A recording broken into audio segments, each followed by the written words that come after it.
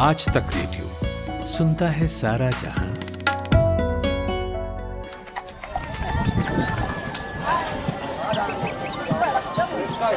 ऐसा है, खेल इस बात का है ये नहीं कि आप कितना कमाते हैं, खेल गुरु इस बात का है कि आप कितना बचाते हो। अब कैसे बचाएं? ये बैंक और बाजार की ये टेढ़ी मेढ़ी बातें गले तो उतरती नहीं हैं। अरे तो महाराज उनसे मिलिए ना, अपने मनी मैनेजर से। आपके बटुए से जुड़ी हर सलाह एकदम मुफ्त। और शायरी सुनिए, पैसे से जुड़ा है कोई भी शक, आस्क बेझिझक। मनी मैनेजर, बात बचत की। हर शनिवार आज तक रेडियो पर। आन बनाओ, कितना ज़्यादा रखना।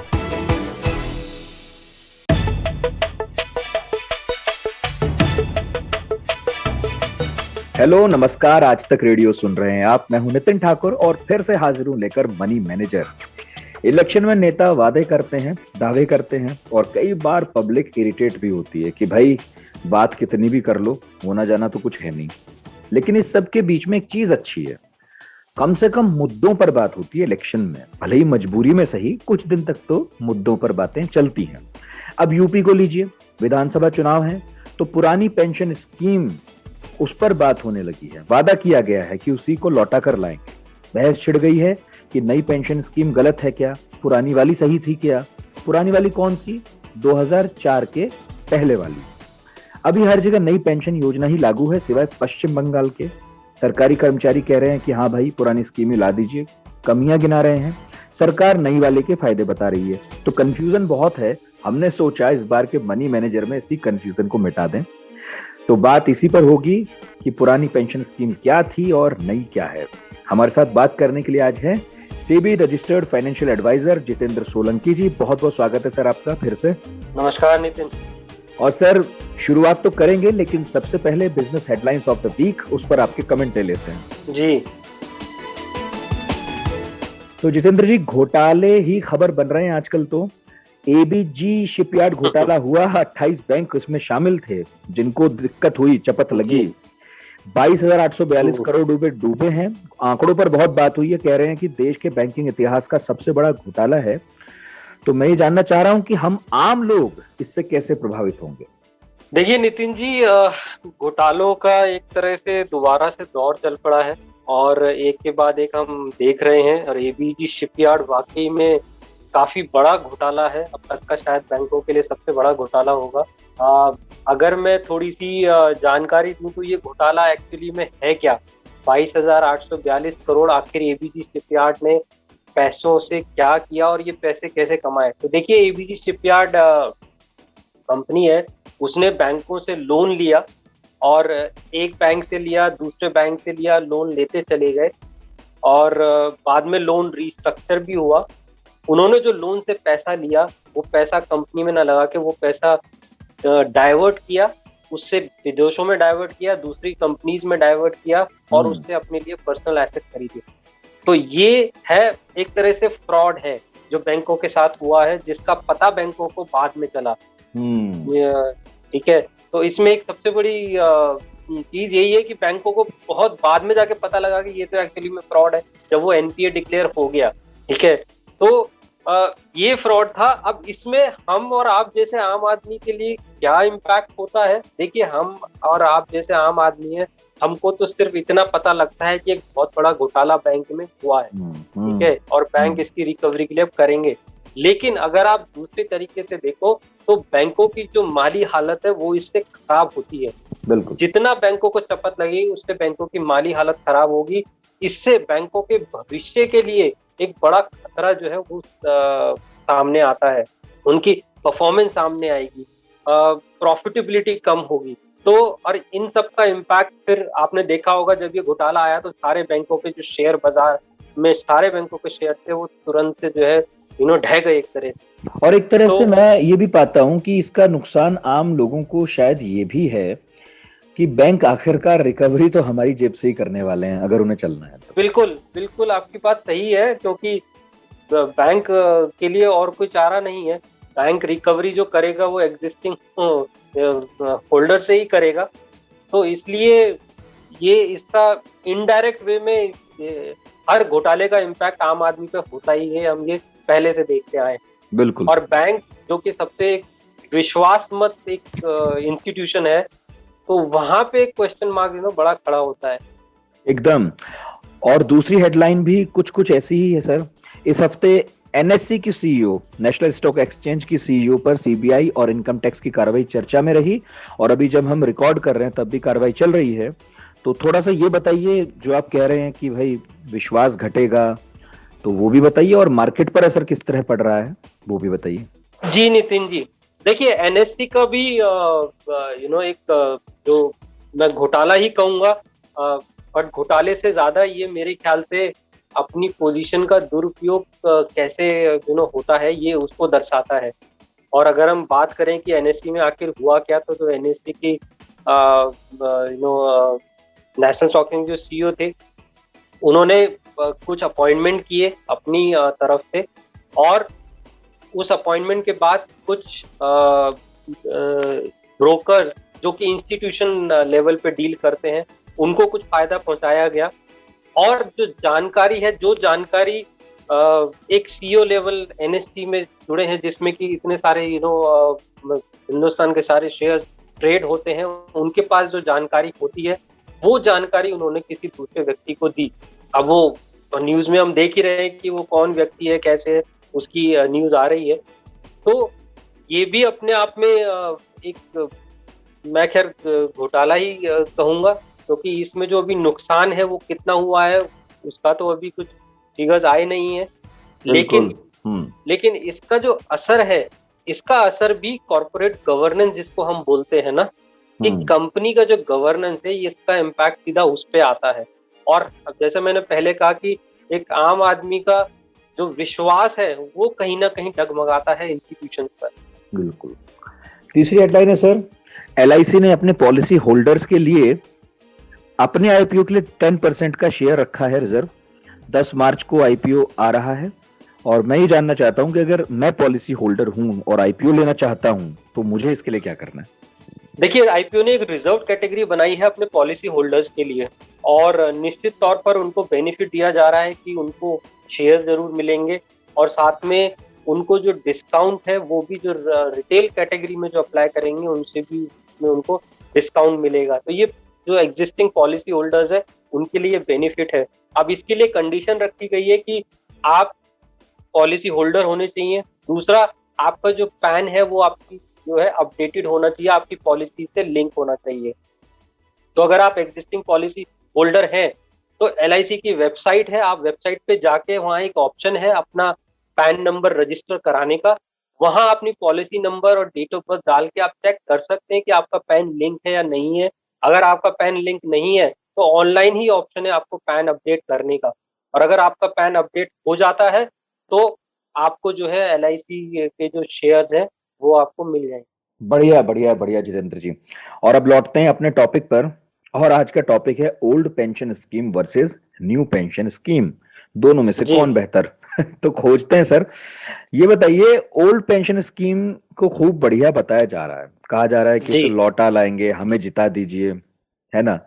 तो इतना महत्वपूर्ण हो गया कि चुनाव में वादा बन गया है। ये तो है क्या ये स्कीम जिसके लिए सब तैयार हैं, वो ले आओ भाई। देखिए, पेंशन की कैटेगरी में ये दो तरह के अलग अलग पेंशन बेनिफिट हैं जिसके ऊपर अभी घमासान चल रहा है। जो पुरानी पेंशन स्कीम है ये डिफाइंड बेनिफिट के कैटेगरी में आती है। अब डिफाइंड बेनिफिट होता क्या है कि जो बेनिफिट आपको एंड में मिलने वाला है पेंशन के तौर पे, वो पहले से ही डिफाइंड होता है कि कितना मिलेगा। तो कोई भी व्यक्ति, अगर आज मैं नौकरी भी शुरू करता हूं तो मैं अंदाजा लगा सकता हूं कि मेरे को रिटायरमेंट के बाद कितनी पेंशन मिलने वाली है, क्योंकि एक फॉर्मूला के तहत वो तय है।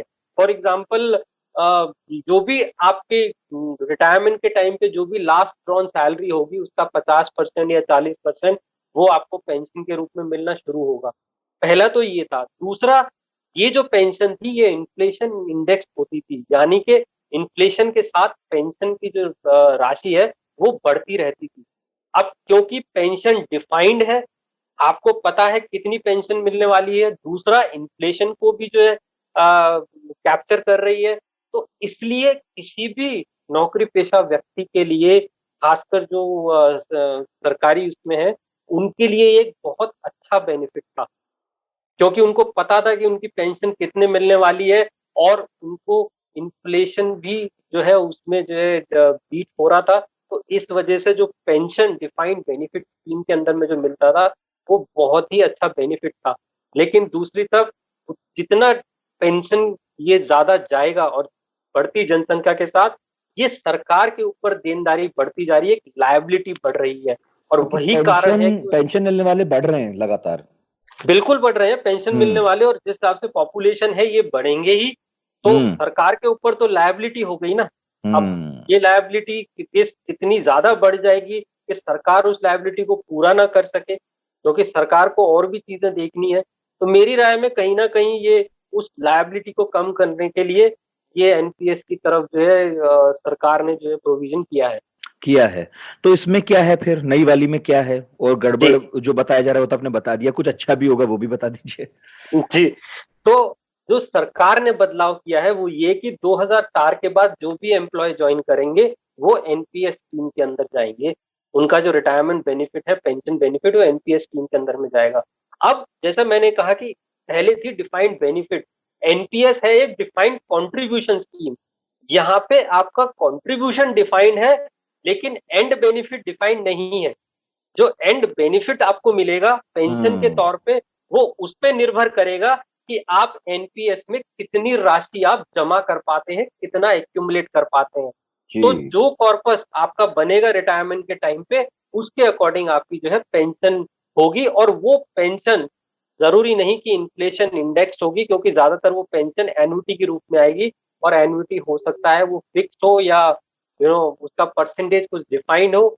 तो यही एक कारण है कि जिसकी वजह से हम देख रहे हैं कि एम्प्लॉय ये बोल रहे हैं कि पुरानी जो स्कीम थी वो ज्यादा बेहतर थी, क्योंकि उसमें मुझे पता था कि क्या पेंशन मुझे मिलने वाली। एंड बेनिफिट कम से कम क्लियर थे, उसमें क्लैरिटी थी जो इसमें है नहीं। जी जी। हम्म। अच्छा, इस नई पेंशन स्कीम के अंडर एक केस आया था, ऐसा चर्चा में भी था हम्म कि हम्म 78,000 सैलरी पाने वाली एक महिला को तीन हजार हम्म छह सौ तिरानवे रुपए का पेंशन मिला है, वो बन गया उसका। हम्म ये क्यों था, क्या नियम है इसके पीछे, किस तरह से तय हुआ कि 78,000 जैसे जो पाता रहा वो हम्म। 3,500 रुपए के आसपास पाएगा पेंशन? तो नई, देखिए मैंने कहा ना, नई पेंशन स्कीम में डिफाइंड कंट्रीब्यूशन है, ठीक है। हम्म। हम्म। डिफाइंड कंट्रीब्यूशन का मतलब है कि एनपीएस के अंदर आपका एक कंट्रीब्यूशन जमा हो रहा है। हम्म। वो कंट्रीब्यूशन हर साल जमा होता है, वो पैसा निवेश किया जाता है, और वो जो कॉर्पस बनता है उस कॉर्पस के आधार पे आपकी पेंशन तय की जाती है हम्म। कि आपकी पेंशन कितनी मिलेगी। तो इसमें कोई सैलरी से कोई लिंक ही नहीं है, आपकी जो एंड पेंशन मिल रही है उसका कोई सैलरी से लिंक ही नहीं है। सब कुछ जो है वो आपके एंड कॉर्पस के ऊपर डिफाइंड हो रहा है। तो और अगर 78,000 सैलरी है, ठीक है, तो और मैं 10% ऑफ बेसिक भी करूं, तो मेरा एनपीएस में उतना ही जा रहा है। जो हम्म। एम्प्लॉयर बेनिफिट है उसमें तो 10% ऑफ बेसिक ही मेरा जा रहा है ना। हम्म। तो जितनी कम सैलरी होगी उतना कम जो है उसका वो प्रोविजन बनेगा, उतना कम मेरा जाएगा, और फिर मैं उसके ऊपर कितना एक्यूमुलेट कर पाता हूँ रिटर्न के माध्यम से। पुराने बेनिफिट में ज्यादा सैलरी इसलिए बनती थी क्योंकि वो लास्ट ड्रॉन सैलरी के ऊपर उस बेनिफिट पर था। तय होती थी। यानी कि 78,000 अगर इनकी सैलरी है, और 78,000 सैलरी है, मान लीजिए रिटायरमेंट के टाइम पे भी है, ठीक है, मंथली अगर मेरी लास्ट रिटायरमेंट के टाइम पे अगर मेरी 20,000 भी बेसिक आती है, तो उसका 50% 10,000 होता है। तो 10,000 पेंशन मिलनी शुरू हो जाएगी। तो वो कहीं ना कहीं आपकी लास्ट सेल रॉन्डी पे जो बेस था उसकी वजह से पेंशन हमेशा हायर अमाउंट होता था। हम्म। अच्छा, पहले सरकारी नौकरियों के दौरान अगर किसी की मौत हो गई, ऐसा था ना, जी तो जी। पॉलिसी ये थी कि परिवार में किसी को पेंशन मिलती थी, हमने देखा अपने बड़े बूढ़ों को। तो अभी जो नई पॉलिसी है उसका क्या प्रावधान है, यही है कि बदल गया? नहीं, प्रावधान वही है, उसको हम फैमिली पेंशन बोलते हैं। तो हम्म। फैमिली पेंशन में यही प्रोविजन है कि अगर आपकी अगर मृत्यु हो जाती है पेंशन धारक की, तो वो फैमिली पेंशन जो है फिर फैमिली को चली जाती है। हम्म। आज के प्रोविजन में ये जो एनपीएस है, न्यू पेंशन स्कीम में फैमिली पेंशन तो नहीं है। देखिए डिफरेंस कहाँ आया है कि फैमिली पेंशन में बेनिफिट डिफाइंड है और किस तरीके से डिस्ट्रीब्यूट होगा वो भी डिफाइंड है। जब आप एनपीएस में कॉर्पस इकट्ठा करते हैं तो उस कॉर्पस से एक्चुअली में आप पेंशन खरीदते हैं, किसी लाइफ इंश्योरेंस कंपनी से पेंशन खरीदते हैं। और जब आप पेंशन खरीदते हैं तो लाइफ इंश्योरेंस कंपनी आपको ऑप्शन देती है कि आपको किस तरीके से पेंशन चाहिए, आपको अकेले चाहिए या आपके बाद आपकी स्पाउस को चाहिए, या और 2-3 ऑप्शन है, इनमें से कौन सा ऑप्शन चूज करना है, उसके अकॉर्डिंग जो है वो पेंशन तय की जाएगी। हम्म। ठीक है, तो ये एक डिफरेंस होगा इसमें। ओके। अच्छा, अभी आप एक बात कह भी रहे थे कि जो नई स्कीम है उसको जी इसलिए लाया जा रहा है, जैसा आपको लग रहा है कि भाई उसमें थोड़ी लायबिलिटी कम होगी, लगातार पेंशन लेने वाले बढ़ रहे हैं, सरकार खर्च कर रही है, और अब तो जिस जी तरह से नई चुनौतियां हैं सरकार के सामने, है ना, जी इंफ्रास्ट्रक्चर भी जी बेहतर करना है, कोरोना जैसी महामारी आ जाती है, जी तो कोशिश है कि कम पैसा खर्च हो। लेकिन जी यूपी में सरकारें वादा कर रही हैं कि वो तो पुरानी स्कीम लाएंगी, तो क्या जी। प्रैक्टिकली पॉसिबल है? आप अगर इकोनॉमिक्स के नजरिए से देखें, मुमकिन है ऐसा कर पाना? पैसा है? देखिए, मेरी राय में बहुत मुश्किल होगा हम्म। कि एक स्टेट जो है वो पुरानी पेंशन स्कीम पे चलती रहे और बाकी स्टेट जो है वो न्यू पेंशन स्कीम में आ जाए। ठीक है, तो हम्म। ये बड़ा मुश्किल होगा। और इकोनॉमिक्स भी जो है, जैसा मैंने कहा कि लायबिलिटी बहुत बढ़ रही है। अब यूपी की ही अकेले की जितनी जनसंख्या है, इसमें अगर गवर्नमेंट की लायबिलिटी बढ़ती चली जाए तो हम्म। आज से 10 साल के बाद वो लायबिलिटी शायद, और हम स्टेट गवर्नमेंट के हम फाइनेंसिस को हम देखते ही हैं कि किस तरीके से चल रहे हैं, वो भी तो कम उसमें होते जा रहे हैं, जितना मुझे वो भी समझ कम में अभी होते आ जा रहा रहे है। हैं। हाँ। तो एक तरफ आपकी लायबिलिटी बढ़ रही है, एक तरफ फाइनेंसिस में एलोकेशन कम होता जा रहा है, आपके पास पैसा नहीं है चीजों को इम्प्लीमेंट करने के लिए। तो ये मिसमैच आगे चल के इतना बड़ा हो जाएगा कि वो लायबिलिटी मीट करना बहुत मुश्किल होगा। हम्म। तो मेरी राय में बहुत मुश्किल है कि ये वेरिएशन जो है कि एक, जैसे मैंने कहा, एक स्टेट में तो पुरानी पेंशन स्कीम चल रही है और बाकी सब स्टेट में नई पेंशन स्कीम के थ्रू हो रहा है। ये बहुत मुश्किल होगा आगे चल के। जो मुझे लगता है वो यही है कि सब एनपीएस के ही दायरे में आ जाएंगे। कुछ हम्म। इंस्टीट्यूशंस को छोड़ा गया है, जैसे डिफेंस के अंदर पुरानी पेंशन स्कीम ही लागू है। हाँ। अगर मान लीजिए हम इस स्कीम के भरोसे नहीं बैठना चाहते, हम चाहते हैं कि भाई हमारी जो पेंशन हो बेहतर हो, तो फिर कोई ऑप्शन है क्या? क्या जी, योजनाएं हैं ऐसी जिसमें हम आज अगर अपने आप को जोड़ लें तो कल फायदा होगा? देखिए, अगर पहली बात तो एनपीएस ऐसा नहीं है कि बुरा ऑप्शन है। हम्म। एनपीएस की कुछ फायदे मैं अगर गिना दूं तो एनपीएस में सबसे बड़ा जो अच्छा ऑप्शन है वो ये कि आपको रिटर्न ज्यादा कमाने का अच्छा ऑप्शन मिलता है, क्योंकि हम्म। उसका जो इन्वेस्टमेंट है वो थोड़ा इक्विटी में होता है, थोड़ा डेट में, और आप अपने हिसाब से चूज कर सकते हैं। अगर आप मैं कंपेयर करूं तो एम्प्लॉय प्रोविडेंट फंड में आज की डेट में ईपीएफओ भी तो इक्विटी की तरफ आया है ना, क्योंकि बिल्कुल। कहीं ना कहीं फिक्स रिटर्न दे पाना बड़ा मुश्किल है। बिल्कुल। ठीक है, तो एनपीएस के अंदर एक वो अच्छा ऑप्शन है कि अगर आपकी उम्र कम है और आपके पास लंबा समय है तो आप समझ सकते हैं कि मैं शेयर बाजार में निवेश करके मैं एक बहुत ही बढ़िया कॉर्पस में जो है इकट्ठा कर सकता हूं, तो मुझे ज्यादा पेंशन मिलने की उम्मीद एनपीएस से है। बाकी सरकार जो है वो बदलाव कर रही है एनपीएस के अंदर इसको और बेहतरीन बनाने के लिए, पर मेरी राय में एनपीएस अच्छी स्कीम है जिसमें एक अच्छा कॉर्पस, रिटायरमेंट कॉर्पस इकट्ठा करने के लिए अच्छा प्रोविजन है इसके अंदर। हम्म। और ऑप्शन और जो आप कह रहे थे? और ऑप्शन जहां तक है तो देखिए, अगर एम्प्लॉय अगर एनपीएस में नहीं आता है और पुरानी पेंशन स्कीम भी नहीं रहती है तो एक तो ये बड़ा फाइनेंशियल लॉस होगा उसके लिए। और हम्म। अगर मैं ऑप्शन देखूं कि इसके अलावा क्या ऑप्शन है, तो मेरी राय में जो ऑल्टरनेटिव, क्योंकि यहाँ पे सारा फोकस अब एक्यूमुलेशन के ऊपर चला गया है कि मैं कितना जमा कर पाऊंगा, देख, क्योंकि डिफाइंड बेनिफिट से जब हम डिफाइंड कंट्रीब्यूशन पे आते हैं तो सब कुछ दामोदार मेरे ऊपर आ जाता है कि मैं कितना जमा कर सकता हूँ, कितना मैं उसमें रिटर्न कमा सकता हूँ और एंड में कितना कॉर्पस इकट्ठा कर सकता हूँ। बिल्कुल। तो यानी कि मेरा मैनेजमेंट जो है वो मेरे मेरे ऊपर आ गया है। ठीक है, तो और मैं जब ऐसे ऑल्टरनेटिव्स की तरफ देखता हूँ तो कहीं ना कहीं लॉन्ग टर्म जब हम बात करते हैं तो शेयर बाजार के बिना आपके लिए अच्छा कॉर्पस इकट्ठा करना बड़ा मुश्किल है। हम देख रहे हैं एनपीएस में भी इसीलिए ये ऑप्शन दिया गया। ईपीएफओ आज शेयर बाजार में निवेश कर रहा है वो इसलिए क्योंकि अच्छे रिटर्न्स देने हैं, तो बिना शेयर बाजार के बड़ा मुश्किल है। तो इसके ऑल्टरनेटिव फिर ये है कि आप म्यूचुअल फंड में निवेश करें, एसआईपी के जरिए करें, एक अच्छा कॉर्पस इकट्ठा करें और उस कॉर्पस से फिर आप जाके जो है कोई एन्युटी स्कीम या पेंशन स्कीम को खरीदें। बिल्कुल। बहुत बहुत शुक्रिया इस जानकारी के लिए आपका जितेंद्र जी। लेकिन अब अगला सेगमेंट उसकी तरफ बढ़ते हैं जिसका नाम है क्लोजिंग बेल।